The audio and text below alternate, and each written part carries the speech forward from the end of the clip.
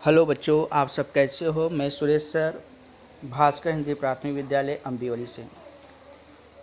बच्चों, हमारा विषय है परिसर अध्ययन कक्षा तीसरी में पाठ 8 पानी हमारी आवश्यकता।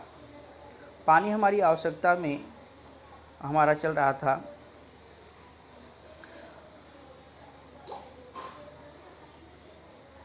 जीवित रहने के लिए वनस्पतियों को पानी की आवश्यकता होती है, बराबर है।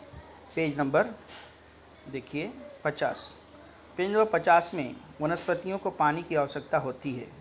यहाँ किसान को देखिए, किसान अपने फसल में पानी कैसे दे रहा है, किस प्रकार दे रहा है। और यहाँ पे देखो एक बच्ची है, एक लड़का है, देखो दोनों जन गमले में कैसे पानी दे रहे हैं। इसका मतलब क्या हुआ? इसका ये अर्थ ये होता है कि वनस्पतियों को भी पानी की आवश्यकता होती है। अब देखो, हम घर पर गमलों के पौधे को पानी देते हैं, बराबर है कि नहीं। किसान खेतों की फसलों को पानी से क्या करता है, सींचता है। मतलब इसका मतलब वो भी अपने फसलों को क्या करता है, पानी देता है। इसके बाद यदि पानी न मिले तो क्या वनस्पतियाँ जीवित रहेंगी? नहीं जीवित रहेंगी। वो तो मैंने आपको देखो गमले में कैसे बता दिया, पहला गमला दूसरा गमला, वैसे ही वो भी वनस्पतियाँ जीवित नहीं रहेगी। यदि पानी न मिले तो क्या वनस्पतियाँ जीवित रहेंगी? बिल्कुल नहीं। अतः प्राणियों की भांति, जैसे प्राणियों को पीने के लिए देखो जंगली जो प्राणी होते हैं वो क्या होते हैं, जंगल में जो नदी वगैरह होता है, पनघट होता है, वहाँ पे वो पानी पीने के लिए आते हैं। वैसे प्राणियों की भांति वनस्पतियों को भी क्या होता है, पानी की आवश्यकता होती है। अर्थात कि पानी की आवश्यकता किसको होती है? मनुष्यों को होती है, प्राणियों को होती है, वनस्पतियों को होती है, बराबर है। इसका अर्थ है कि जो सजीव हैं उनको पानी की आवश्यकता होती है। अब बताइए, जंगल में उगने वाली जो वनस्पतियों को पानी की आवश्यकता होती है, उन्हें पानी कहाँ से मिलता है? मिलता होगा। अब देखिए, वनस्पतियों को पानी की आवश्यकता होती है, तो वनस्पतियों को जंगल में जो वनस्पतियाँ होती हैं उन्हें पानी की आवश्यकता होती है। तो नदी होती हैं, तो वहाँ पे जो नदी के अंदर से ज़मीन के अंदर से क्या होता है, पानी का खींचा होता है, मतलब सिंचाव होता है, रिसता है। तो पानी वो वनस्पतियों के पास वो ज़मीन के माध्यम से वहाँ पहुँच जाती है। दूसरी बात है बच्चों कि जंगल में कैसे होते हैं कि कहीं कहीं मतलब पहाड़ी कहीं छोटा पहाड़ का टीला होता है, कहीं नीचे होता है, तो वहाँ पे बारिश के समय भी क्या होता है, पानी गिरता है, तो वनस्पतियों को पानी पहुँच जाता है। इसके बाद देखिए, बरसात का पानी ज़मीन में क्या है, रिसता है। जो मैंने अभी बताया आपको, बरसात का पानी ज़मीन में क्या होता है, रिसता है। और वनस्पतियों की जड़ें पर्याप्त गहराई तक फैली हुई होती हैं। ये मैंने पहले आपको बताया था कि वनस्पतियाँ जैसे होती हैं कि अभी जैसे मैंने सजीव के विषय में बताया था, उसमें ये बताया था कि सजीव जो होते हैं, मनुष्य जैसे हलचल करता है, जा सकता आ सकता है, लेकिन वनस्पतियाँ जो होती हैं वो अपने एक स्थान पर रहती हैं, एक स्थान से दूसरे स्थान पर नहीं जा सकती। उसका कारण क्या होती है कि उनकी जो जड़ें होती हैं वो ज़मीन के अंदर बहुत अंदर तक गहराई तक फैली होती है। इसके लिए वो जड़ें पर्याप्त गहराई तक फैली होती हैं, इसलिए वह क्या होते हैं, एक स्थान दूसरे स्थान पर नहीं जा सकते हैं, बराबर है। तो वनस्पतियाँ की जड़ें ज़मीन में क्या होते हैं, रिसे हुए, मतलब जो वनस्पतियाँ जो पानी होता है, मैंने कहा पानी जो बरसात का पानी होता है वो ज़मीन के अंदर क्या होता है, रिसता है। तो वो जो पानी रिसता है, वनस्पति जो जड़ें ज़मीन में पानी में रिसता है, वह क्या होता है, जो जड़ें होती हैं उनकी फैली होती हैं, वो जड़ में अगर पानी गया तो वो जड़ के द्वारा वनस्पतियाँ क्या होती है, पानी वो खींचती हैं, और वह उनका पानी की जो पूर्ति है, वनस्पतियों की पानी की पूर्ति हो जाती है। अब समझ में आया ना, वनस्पतियाँ कैसे, मतलब पानी जंगल में वनस्पति होती हैं, पेड़ पौधे होते हैं, तो उनको पानी कैसे मिलता है। तो उस रिसे हुए ज़मीन में जो रिसा हुआ पानी रहता है, वो जड़ें जो होती है पानी को क्या करती है, खींचती मतलब अवशोषित करती है, अवशोषण करती हैं, बराबर है, और वह अपने पानी को प्राप्त कर लेती है।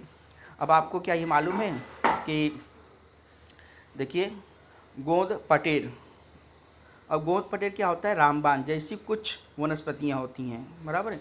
एक एक वनस्पतियाँ, ये सब वनस्पतियाँ अधिक करके बच्चों जंगल में ही पाई जाती हैं। तो गोंद पटेल हो गया, गोंद पटेर, रामबाण जैसी कुछ वनस्पतियाँ केवल पानी में ही उग सकती हैं, ये ज़मीन में नहीं उग सकती हैं। ज़मीन में कुछ कुछ ऐसी वनस्पतियाँ होती हैं, जैसे आप देखो कमल वगैरह देखते हो, तो ये सब कुछ कुछ ऐसी होती हैं कि जो पानी में ही क्या होती हैं, उग सकती हैं, उनको ज़मीन की आवश्यकता नहीं होती है। इन्हें ज़मीन पर उगाने का हम चाहे कितना भी प्रयास कर लें, कोशिश करें, प्रयास मतलब कोशिश कर लें, कि भाई ये इस वनस्पति को हमें क्या करना है, ज़मीन में से उगाना है, लेकिन वो बिल्कुल नहीं हुए, क्योंकि वो उन्हें केवल पानी में ही वह वनस्पतियाँ उग सकती हैं। अगर आप इसके ज़मीन में उगाना चाहते हो तो वनस्पतियों में कितना पानी दो, ज़मीन अगर मिल जाता है तो वह क्या होगी, उगेंगी नहीं, वो क्या हो जाएगी, मुरझा जाएंगी। ठीक है, मुरझा कर, और जब वनस्पतियाँ मुरझा जाती हैं तो क्या हो जाती है, सूख जाती हैं। सूख जाती हैं मतलब फिर सूख जाने से क्या कहते हैं, जड़ें कमज़ोर हो जाती हैं, और वो क्या हो जाती, कमज़ोर होती हैं, और फिर वह सजीव नहीं हो जाती, फिर निर्जीव हो जाती हैं। बराबर, जैसे पेड़ों की लकड़ियाँ आपने मतलब पृष्ठ से कट गई तो जब सूख जाती है, सूखने के बाद क्या होता है, वो सजीव नहीं, निर्जीव हो जाती है। जैसे आप घर में आप बेंच है और ये अपना सोफ़ा वगैरह, ये जो कपाट वगैरह बना लेते हैं, तो उसके माध्यम से आप बना लेते हो। बराबर है। अब जैसे मैंने आपको पहले बताया, कमल है, कमल जो है पानी में ही मतलब होता है। सिंघाड़ा आप खाते ही हो, सिंघाड़ा में देखिए वो भी पानी में होता है। जलकुंभी, जिसको जलपर्णी बोलते हैं, ये पानी में विकसित होने वाली वनस्पतियाँ हैं बच्चों। बराबर है। तो आप समझ गए कि कुछ कुछ ऐसी वनस्पतियाँ होती हैं जिसको ज़मीन की आवश्यकता नहीं होती, केवल वो पानी में ही उग सकती हैं। बराबर है। अब देखो, सभी बच्चे अच्छे से सुन रहे हैं ना, बराबर, शाबाश। अच्छा प्यारे बच्चों, अब आगे से थोड़ा आप अपना दिमाग लगाओ। क्या दिमाग लगाओगे, गर्मी के मौसम में बाग के पौधों को अधिक पानी क्यों देना पड़ता है। अब गर्मी के मौसम में जो बगीचा होता है, बाग यानी बगीचा के पौधे में आप अधिक पानी क्यों देते हो, या तो आपका गमला जो होता है उसमें अधिक पानी क्यों देते हो। बरसात में इतना पानी की आवश्यकता नहीं होती गमलों को, लेकिन गर्मी के दिनों में आपको पानी की बहुत आवश्यकता मतलब वनस्पतियों को लेती है। और वनस्पतियाँ गर्मी में पानी को क्या करते हैं, अवशोषित भी करती हैं, खींचती भी हैं। आप देखिए, सिंपल है, वनस्पतियाँ क्या हैं, सजी हुए हैं, और आप भी सजी हो। तो जैसे आपको गर्मी में पानी की आवश्यकता अधिक होती है कि नहीं, आप अधिक ज़्यादा पानी पीते हो, वैसे ही वनस्पतियों को भी पानी की आवश्यकता होती है। ठीक है। और ज़मीन में कैसा धूप कड़क पड़ती, गर्मी में कैसा धूप कैसा होता है, कड़क होता है। तो कड़क होने से क्या होता है, ज़मीन भी सूख जाती है, अंदर जो पानी रिझा हुआ रहता है बच्चों, वो क्या होता है, अंदर पानी थोड़ा कम होने लगता है, सूखने लगता है। कभी कभी देखो आप, नदी तालाब भी जैसे पानी जो बड़े स्तर पर रहते हैं वो थोड़ा कम हो जाते हैं, समझ रहे हो ना। तो उसी प्रकार से कम होने की वजह से जो ज़मीन में जड़ें पानी मतलब बड़ी रहती है, पानी वहाँ तक पहुँच नहीं पाता, इसलिए हमें अधिक उनको पानी देना पड़ता है। तो ये बात समझ में आई, गर्मी के मौसम में बाग के पौधों को अधिक पानी क्यों देना पड़ता है, समझ गए। अब आगे देखिए, अब ये बताइए, गर्मी के मौसम में झील तथा तालाब का पानी कम क्यों हो जाता है। ये प्रश्न मैंने इसको आपको जो पहला प्रश्न था आपका, उसी में बताते हुए ये भी बता दिया। गर्मी के मौसम में झील और तालाब का पानी कम क्यों हो जाता है, वही कारण है, क्योंकि गर्मी के मौसम में धूप ज़्यादा कड़क होती है, जिससे पानी कैसा है। अब सिंपल है बच्चों, देखो, पानी जब आप गर्म करते हो तो वो गर्म होने से क्या होता है, पानी कैसा वाष्प बनता है, हाँ, तो वो कैसा उड़ता है पानी वाष्प बन करके, पानी फिर कम हो जाता है ना। जैसे आप घर में कुछ स्टोव पे या गैस पे पानी टोप में रख लेते हो, पानी गर्म करते हो, तो आप पानी अगर अधिक समय तक गर्म करते हो तो पानी धीरे धीरे कम होता है कि नहीं, वाष्प बन जाता है। ठीक है, और वही वाष्प बन के जब वो आगे आपको बताया जाएगा, तो वैसे ही झील और तालाब का भी पानी क्या हो जाता है, कम होने लगता है। ठीक है। अब हमने जो ये पाठ पढ़े, पाठ 8, पानी की आवश्यकता, तो ये जो पाठ पढ़े इसमें हमने क्या सीखा, यानी कोई भी पाठ जब पढ़ते हैं तो हम उसके बारे में कुछ ना कुछ सीखते हैं ना। तो ये जो पाठ हमने पढ़ा, पानी वाला पाठ, 8 पाठ, इसमें हमने क्या सीखा, सबसे पहले ने ये सीखा कि जो भी सजीव हों, सजीव क्या हैं, सजीव वनस्पतियां हैं और प्राणी हैं। तो जो सजीव हों उनको क्या आवश्यकता होती है, पानी की आवश्यकता होती है, बहुत महत्वपूर्ण है पानी। अब दूसरा हमने क्या सीखा बच्चों, सजीव के शरीर में पानी होता है। बराबर। अब ये देख लो कि हमारा जो शरीर है, इसमें हमारे शरीर में भी पानी की मात्रा ज़्यादा होती है। अब ये देखिए बच्चों, समुद्र आपने देखा है, और नदी है, तालाब है, झीलें, तो ये सब हमारे जो ये भूमंडल है उसमें 71% के लगभग क्या है बच्चों, पानी है, और 29% ही क्या है, ज़मीन है। तो इसका मतलब कि हमारे भूभाग में भी पानी का स्तर ज़्यादा है। समुद्र कितना बड़ा, तो शरीर को जिस तरह से आपको पानी की आवश्यकता होती है, सजीवों में अधिक पानी की आवश्यकता होती है, वैसे धरा पे भी पानी भरपूर है। तो इससे उनकी, अब सजीवों के शरीर में पानी होता है, तो ये मैंने कहा था, सजीवों के शरीर में जब पानी होता है, जैसे हम आप पानी पीते हो, आप पानी भरपूर मात्रा बताए, तो आपके जो शरीर के अंदर की क्रियाएं होती हैं वो व्यवस्थित ढंग से क्या होती हैं, काम करती हैं। इससे उसकी शारीरिक क्रियाएं व्यवस्थित रूप से चलती हैं। क्यों? पानी अगर कम हो जाता है तो प्यास लगती है, तो हमारे जो कार्य करने की शक्ति होती है वो कम हो जाती है, व्यवस्थित ढंग से काम नहीं होती है, इसलिए पानी की आवश्यकता होती है। अब देखो दूसरा, शरीर में पानी की कमी होने पर सजीवों को क्या लगती है, प्यास लगती है। अभी दूसरे आपको ही जब शरीर के अंदर एक प्रमाण होता है बच्चों, क्या होता है प्रमाण, कि इतना पानी हमें चाहिए, और जब वो पानी हमारे शरीर में जैसे मूत्र के द्वारा या किसी के द्वारा पानी जब कम होने लगता है या पसीना जो निकलता है, देखिए ये भी एक सिंपल है, पसीना जब निकलता है तो वो भी शरीर के अंदर का पानी का ही भाग रहता है ना, पसीना निकलता है। और जो आपके शरीर में पानी पीते हो उस वह जो रक्त होता है, रक्त में भी मिश्रित होता है, जिससे रक्त को पतला कर देता है। तो शरीर में पानी कमी होने पर क्या होता है सजीवों को, तो जब ये चीज़ की कमी होने लगती है तो हमें क्या, जब देखो पसीना जब शरीर से निकलता है तो हमें ऐसा लगता है कि पानी मिल जाए पी लूँ। तो पानी की जब कमी होती है तब हमें प्यास लगने लगती है। हमारे शरीर में जब भी पानी की कमी होती है तो हमें क्या लगने लगता है, प्यास लगने लगती है। पानी भरने के लिए, बराबर है, समझ, बिल्कुल ध्यान से समझो भी, पानी भरने के लिए कुछ गांव में क्या होते हैं, तालाब। आप तो कैसे घर में, यहाँ भी शहर में देखिए नल खोल दिए पानी आ गया, ठीक है। लेकिन गांव में क्या होता है, ये सारी चीज़ें की व्यवस्था भी नहीं है। तो उसके लिए क्या होता है, उसमें तालाब है, नदी है, झील है, जैसे पनघट होते हैं, बराबर है। तो गांव में पानी के लिए क्या व्यवस्था होती है, तालाब होता है, झील होता है, पनघट है, ऐसे पानी की व्यवस्था होती है, नदी होती है, बराबर है। और पनघट के आसपास हमें कुछ विशेष पक्षी और वनस्पतियाँ दिखाई देती हैं। पनघट के आसपास क्यों देखते हैं आप जाते हैं, तो क्यों होता है, क्योंकि वनस्पतियों ये क्या होता है बच्चों, पक्षियों को भी क्या होता है, प्यास लगती है, वनस्पतियाँ होती हैं प्यास, तो उनको प्यास लगती है, इसलिए वो वहाँ पे तालाब और झील के पनघट के पास में ये दिखाई आपको देते हैं। ये हमने इस पाठ से सीखा। अब पीने के अतिरिक्त हमें स्वच्छता, हम पानी पीते हैं तो हमारी पानी पीने से हमारी ये जल की मतलब आवश्यकता पूरी हो गई है, नहीं है, और भी हमारे शरीर को स्वस्थ रखने के लिए, हमारे कपड़ों को स्वस्थ रखने के लिए, खाना बनाने के लिए, बर्तन साफ़ करने के लिए, कपड़े धोने के लिए, इतनी सारी चीज़ों की पानी की व्यवस्था होती है। कारखाने में जो चीज़ें होती है, देखो कारखानों में भी पानी की भरपूर आवश्यकता होती है, खेती के लिए पानी की आवश्यकता पड़ती है, बराबर समझ लो। तो भोजन बनाने, अभी देखिए वही चीज़ बताया, भोजन बनाने के लिए, भोजन बनाना मतलब क्या, खाना बनाने के लिए। किसको खाना बनाने के लिए, कौन, जैसे आप भी बना सकते हो, मम्मी या कोई भी बनाते खाना, उनको लिए पानी की आवश्यकता होती है। खेती करने के लिए आवश्यकता होती है, खेती करने के लिए किसकी आवश्यकता होती है, पानी की आवश्यकता। और उद्योग तथा कारखाने चलाने के लिए भी क्या होता है बच्चों, पानी की आवश्यकता होती है। अब सोच लिए कि कितनी जगह पानी की आवश्यकता होती है। पानी हमारे जीवन में बहुत महत्वपूर्ण है। वनस्पतियाँ अपनी जड़ों द्वारा ज़मीन में पानी क्या करती है, शोषित करती है। वनस्पतियाँ क्या करती हैं, जड़ों द्वारा क्या करती है, ज़मीन से क्या करती है, पानी को शोषित करती हैं, और जिससे वह अपने तनों को, पत्तियों में पानी पहुंचाती है, अवशोषित करती हैं। समझ रहे हो कि नहीं, आवश्यकता पानी की पूर्ति करती है। ये बात को बिल्कुल ध्यान दो। क्या, वनस्पतियाँ अपनी जड़ों द्वारा ज़मीन से पानी शोषित करके आवश्यक पानी की क्या करती है, पूर्ति करती है।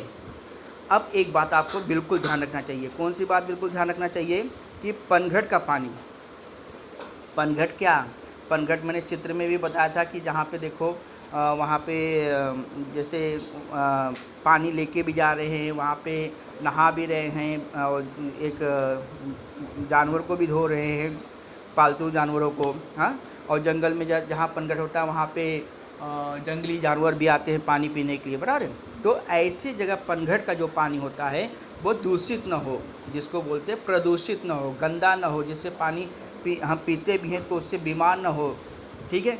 इसके लिए सब लोगों को क्या होना चाहिए, सावधानी रखनी चाहिए। सब लोगों को सावधानी, एक जन से सावधानी रखने से नहीं होगा कि ठीक है, उसके लिए गांव के जितने लोग हैं या गांव में जितने सब हैं, या हमें उन सब चीज़ों के ऊपर सावधानी रखनी चाहिए कि पनघट का पानी स्वच्छ नहीं होना चाहिए, क्योंकि पनघट का पानी केवल एक व्यक्ति नहीं पीता है, वह सभी प्राणी पीते हैं। तो यह क्या होता है बच्चों, हर लोगों का मतलब प्रत्येक व्यक्ति की यह उत्तरदायित्व होती है। उत्तरदायित्व होती है मतलब क्या, उत्तरदायित्व यानी उसकी जिम्मेदारी होती है। बात समझ। ये पाठ आपका हुआ बच्चों पूर्ण। अब इसके बाद है स्वाध्याय है, तो स्वाध्याय देख लीजिए। इसके कुछ प्रश्न दिए गए हैं। इसमें आप मैंने पाठ पढ़ाया है, उस पाठ के अंतर्गत के ही प्रश्न उनमें है। तो कुछ ऐसे प्रश्न हैं जो आपको बिल्कुल अच्छे ढंग से आ जाएंगे, और इसको कोशिश कीजिए इसका उत्तर लिखने के लिए। और क्या लिखते हो आप, और उसके बाद में अगले में आपको इसका क्या प्रश्न का उत्तर है वो आपको बताऊंगा। फिर भी स्वाध्याय थोड़ा देख लेते हैं। अब हमें क्या करना चाहिए, देखिए ध्यान से। गर्मी में प्राणियों को पानी के लिए बहुत अधिक भटकना पड़ता है। अपने आसपास के प्राणियों के लिए सुविधा उपलब्ध करनी है। गर्मी में प्राणियों को, देखो गर्मी में प्राणियों को अधिक बहुत भटकना पड़ता है। क्यों? गर्मी में प्राणियों को क्या होता है, प्यास ज़्यादा लगता है, प्यास ज़्यादा लगती है, इसलिए वो ज़्यादा भटकते हैं। तो हमें क्या सुविधा करनी चाहिए, हमें सुविधा करनी चाहिए कहीं व्यवस्था, मतलब प्राणियों के लिए, जैसे आप पक्षी है तो उसके लिए आप ऐसा छोटा कटोरी में पानी भर के रख दो, या कहीं पे ऐसा कहीं रहे, मतलब बड़े बड़े मटका या कुछ ऐसी चीज़ें हो वहाँ पे पानी भर के रखो, जैसे कि कोई कुत्ता है, बिल्ली है, या कोई जो भी जानवर है वो पानी पी सके। ऐसी मतलब व्यवस्था करके रखनी चाहिए। अभी आप देखो कहीं कहीं देखो गर्मियों में मंदिरों के पास में, या कहीं कहीं शहर के मतलब एक एक चौराहे पे कोना पे एक मटका रखा रहता है, या पानी वहाँ से पानी पीने की व्यवस्था होती है कि वहाँ से पानी पी लिया जाए। तो लोगों के लिए भी होती है, ऐसे हमें प्राणियों के लिए, पक्षियों के लिए भी सोचना चाहिए। अब इसमें थोड़ा बताइए, देखिए गर्मी में हम तरबूज और ककड़ी जैसे फल भरपूर क्यों खाते हैं? क्योंकि गर्मी में हमें क्या होता है, प्यास ज़्यादा लगता है, और प्यास ज़्यादा लगता है तो ककड़ी में और तरबूज में क्या होता है, पानी भरपूर मात्रा में होता है कि नहीं, ठीक है, जूस उसको पीते हैं तो उसमें पानी होता है, इसलिए हम उसको अधिक मात्रा में खाते हैं। अब देखो कि अगले किसी दिन माँ कोहड़े की सब्ज़ी, कौन सी सब्ज़ी, कोहड़ा की सब्ज़ी बनाए, और सब्ज़ी कैसे पका रही है। तो देखो जब मम्मी कोहड़ा की सब्ज़ी बनाती हैं तो उसमें देखो पानी नहीं डालते हैं, तो भी वो गर्म होने से क्या होता है, उसमें से अपने आप पानी निकलता है नहीं। तो इसका मतलब क्या था, कोहड़ा की सब्ज़ी में भी क्या होता है, पानी होता है। तो फल में भी पानी होता है, कोहड़े की सब्ज़ी में मतलब सब्जियों में भी पानी होता है। पकाते इसमें सब्ज़ी में पानी कहाँ से आया, हाँ पानी कहाँ से आया? अभी देखो पानी डालते भी नहीं तो भी कोहड़ा की सब्ज़ी में जब पकाते हैं तो पानी कहाँ से आया? इसका मतलब पानी कोई जादू से नहीं आ गया, पानी कोहड़े के सब्ज़ी में मतलब सब्ज़ी में भी पानी होता है अंदर। जैसे नींबू में पानी कहाँ से आया, ठीक है, खीरा में पानी कहाँ से आया, पानी उसके अंदर मौजूद है। अब देखो बच्चों, अब ये संक्षेप में हमारे शरीर में पानी किन रूपों में पाया जाता है, हमारे शरीर में पानी किस रूप में रक्त के रूप में पाया जाता है ना, ठीक है, तो उसके रूप में। और उसके बाद हमारे शरीर में एक रक्त हो गया, और दूसरे बाद जब आंसू है, रोते हो तो आंसू के रूप में पाया जाता है। जब आपको सर्दी होती है, नाक बहता है, तो वो भी पानी ही निकलता है। और बताओ बच्चों, हाँ पसीना, देखो पसीना निकलता है तो उसमें से भी क्या होता है, पानी आपके शरीर में मतलब क्या होता है, पानी क्या होता है, पाया जाता है। और दूसरी बात, जब आप ये क्या करते हो बच्चों, मूत्र करते हो तो उसमें भी पानी पाया जाता है, बराबर है। तो ये सब चीज़ों से हमारे शरीर में इन रूपों में पानी पाया जाता है। अब बताओ हम पानी क्यों पीते हैं? पानी हम इसलिए पीते हैं, हमें प्यास लगती है, और दूसरी बात हमारे शरीर का क्रिया जो है, कार्य जो है व्यवस्थित ढंग से चलने के लिए हमें पानी की आवश्यकता होती है। ये मैंने पहले बताया है, ये सिंपल बता रहा हूँ, आप बिल्कुल इसको किताब में देख कर अच्छे से लिखिए। गाय भैंस बकरी पनघट पर किस लिए जाती हैं? गाय भैंस बकरी पनघट पर किस लिए जाती हैं? पानी पीने के लिए जाती हैं, बराबर है कि नहीं। गाय भैंस बकरी ये सब पनघट पर इसलिए जाती हैं, पानी पीने, प्यास लगती है उनको। अब हमें कैसे ज्ञात होता है, यानी हमें कैसे मालूम होता है कि वनस्पतियों में पानी होता है? अब हमें कैसे ज्ञात होता है, जैसे अभी वही हुआ ना, खीरा हो गया, और उसके बाद जो इसे कोहड़ा हो गया, सब्जी की बात बताए, और जो सब्जियां होती हैं, मछली लगभग बच्चों पूरी सब्जियां जो होती हैं उसके अंदर पानी होता है। जो पानी उसमें डाला जाता है, जैसे फसल उगने के लिए उसमें पानी की आवश्यकता होती है, तो वो पानी क्या होती हैं, जड़ें खींचती हैं, और जड़ें खींचती जो उनका फल होता है, जो उसमें फसल निकलते हैं उसमें भी पानी रहता है, बराबर है। तो हमें कैसे ज्ञात होता है वनस्पति में पानी रहता है, कि जैसे आपको मैंने उदाहरण अभी दिया। इसके बाद देखो, पर्याप्त पानी की कमी होने पर खेती क्यों नहीं की जा सकती है? पर्याप्त पानी की कमी होने पर, जैसे सबको मालूम है, देखो चावल की जब खेती होती है उसमें पानी भरपूर मात्रा में लगता है, तो पर्याप्त पानी की कमी होने पर खेती नहीं की जाती, क्योंकि खेती के लिए पानी की बहुत ज़्यादा ज़रूरत होती है। और जैसे कोई सब्जी की फल या कोई ऐसा मतलब सब्जी वगैरह ये उगाने के लिए इसमें पानी की भरपूर मात्रा में हमें आवश्यकता होती है। इसलिए पानी अगर कमी ज़्यादा है तो वो फसल नहीं हो पाएगा, इसलिए पानी ज़रूरी है। अब आगे देखो, बड़े शहरों को अधिक पानी की आवश्यकता क्यों होती है? क्योंकि बड़े शहरों में कैसा होता है, पानी की आवश्यकता क्यों होती है?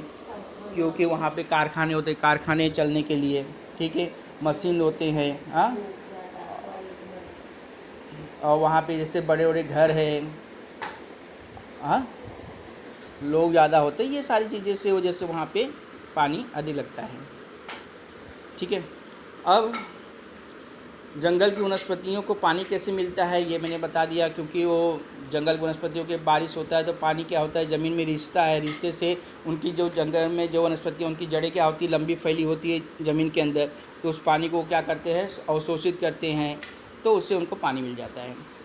अब इसके बाद यहाँ देखो रेगिस्तानों की पूर्ति है। रेगिस्तानों की पूर्ति में अब यहाँ देखो पहले है तैरते रहते हैं, पालतू, महत्व, पतला, रिसा हुआ, जंगली प्राणी। तो इसमें से आपको ढूंढ के लिखना है। पहला है पानी द्वारा हमारा रक्त कैसा बना रहता है। अब देखो इसमें हमारे पानी द्वारा हमारा रक्त कैसे बना रहता है, देखो पतला, यानी पानी द्वारा हमारा रक्त कैसा, पानी द्वारा हमारा रक्त पतला बना रहता है। उसके बाद जानवर प्रायः पानी डैश हैं, जानवर प्रायः पानी में डैश हैं, क्या बताओ, तैरते रहते हैं। जानवर प्रायः पानी में क्या करते रहते हैं, तैरते रहते हैं। फिर तीसरा है लोग डैश प्राणियों के पीने के पानी की व्यवस्था ध्यानपूर्वक करते हैं।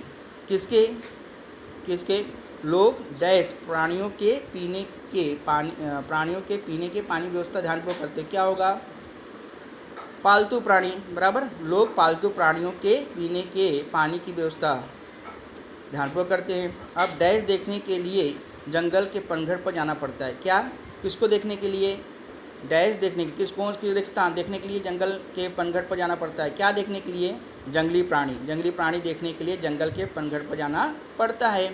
फिर मनुष्य के जीवन में पानी का अत्यधिक क्या है, मनुष्य के जीवन में पानी का अत्यधिक क्या है, महत्व है। तो यहाँ क्या लिखा जाएगा, महत्व, मनुष्य के जीवन में पानी का अत्यधिक महत्व है। फिर उसके बाद छठवां, वनस्पतियों की जड़ें जमीन में डैश मतलब रेगिस्तान पानी अवशोषित करती हैं, क्या होगा, रिसा हुआ, क्या होगा, रिसा हुआ, वनस्पतियों की जड़ें जमीन में रिसा हुआ पानी अवशोषित करती हैं। तो देखिए पूरा रेगिस्तान आपको आ गया, सब यहीं पे लिखा हुआ है, ठीक है बच्चों। अब उपक्रम है वो आपको कर लेना है। सार्वजनिक स्रोतों पर जल किन कारणों से अस्वच्छ होता है, ये तो मैंने आपको बता दिया हूँ, इसे आप कर लेंगे, ठीक है। आप अगला पाठ अगली बार पढ़ाएंगे, तब तक आप ये जो स्वाध्याय है प्रश्नोत्तर आप लिख लीजिए। लिखने के बाद उसके बाद फिर मैं आपको ये उत्तर लिख कर मतलब दिखा दूँगा, और उसमें जो भी आपकी छोटी मोटी गलतियाँ होगी तो उसको आप सुधार करके फिर से लिख देना, ठीक है बच्चों। ओके, बाय बाय बच्चों, थैंक यू, धन्यवाद।